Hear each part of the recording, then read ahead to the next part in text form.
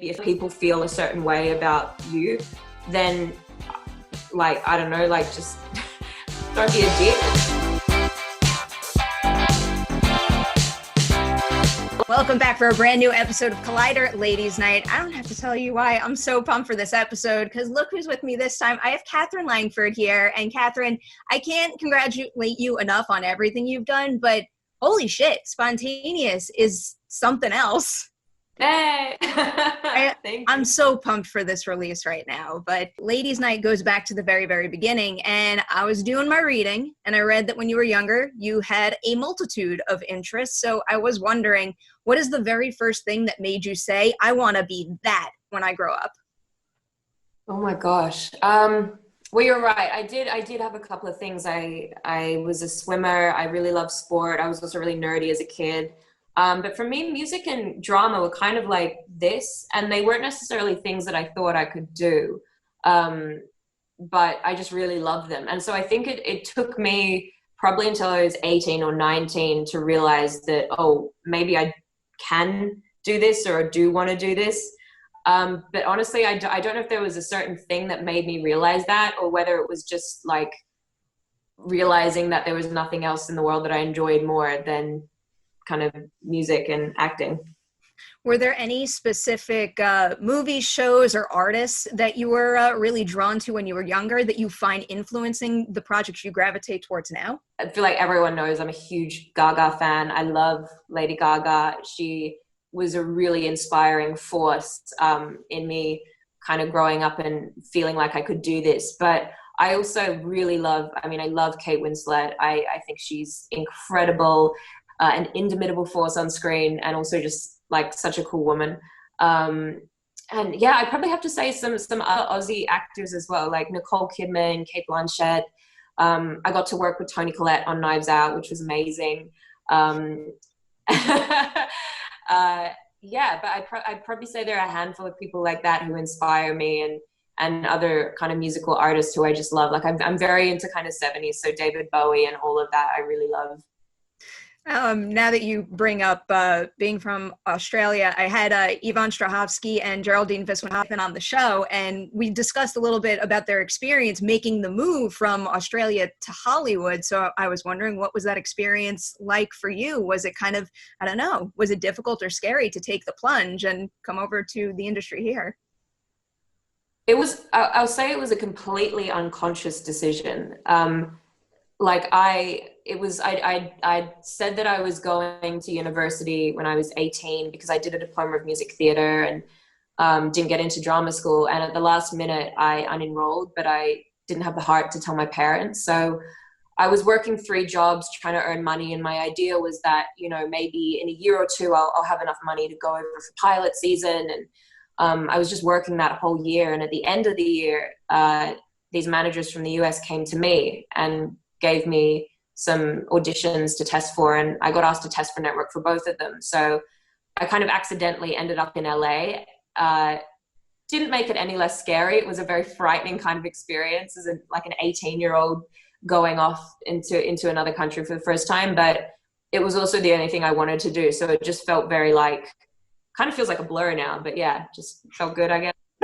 Was there any particular thing that connected the dots between you and them and getting those opportunities? Had they seen a short film or something else you had worked on? No, they were coming to Australia to, I guess, scout or do a workshop or something like that. And my agents at the time were just like, hey, do you want to set up a meeting? And they just met me and basically just gave me 2 auditions, I guess, to test me out. And then yeah, I ended up being asked to fly over for both of them. So they were like, you're good. Going back a little, this is something else that I read, and I always find it's good to talk about failure because you never know who out there might need to hear your story. And I was reading that you were actually rejected from a bunch of acting programs. And I want to know, how do you forge forward after that and not get dejected by it? Good question. I think you're right. I think every failure that you have, although it may feel really shitty, it's something that propels you forward. And I'm really glad that drama school didn't take me when I auditioned, because I wasn't ready. And not being ready and being rejected made me work harder to try and get it the next time. And then the next time I just try harder. But yeah, I auditioned for drama school when I was 17. And then when I was 18, I got called back. No, when I was 17, 18, and the end of being 18, I auditioned again. And that's the year that I got in. And I got in probably a couple of days before I was asked to go and test for network. But that's also the moment where I had auditioned for 3 years to try and get into drama school. And then I was being offered the opportunity to go and audition overseas for this thing. And I had to call the head of drama and say, look, I know I've tried to get in for 3 years, but I'm going to go do this. And then basically just took the risk and then didn't end up getting it.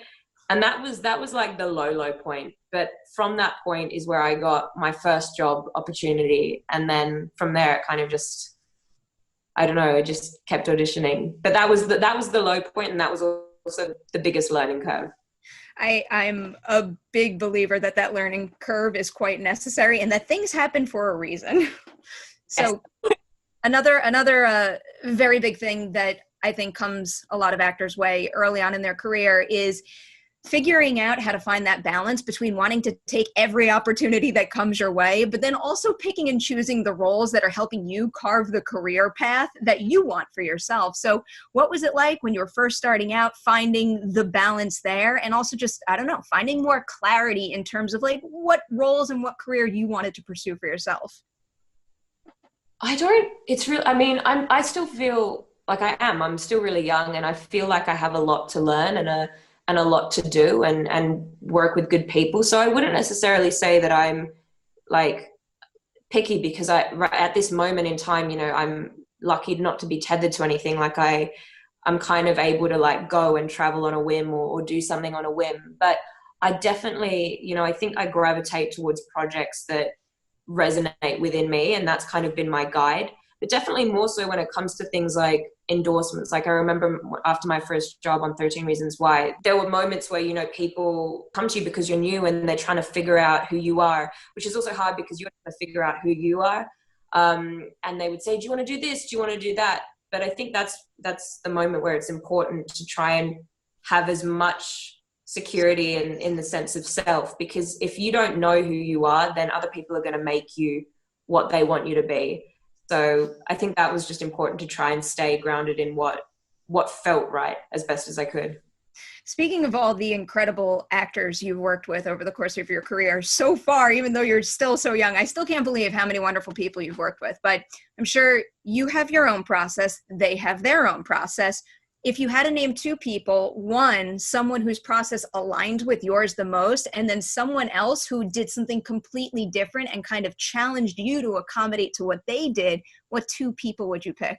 The series that I just did, Cursed, I worked with the fabulous and ever talented and ever gracious Gustav Skarsgård. And we played a father-daughter dynamic. And it was really interesting because by the end of filming, he's even now, he's probably one of my closest kind of friends or people who I talk to the most. And we had a very similar kind of alignment in terms of our process, but also in terms of kind of how we think. And to think about people who do things differently, I mean, it's hard because I feel like you do a lot of the prep work before and then you come to set and then you just kind of play.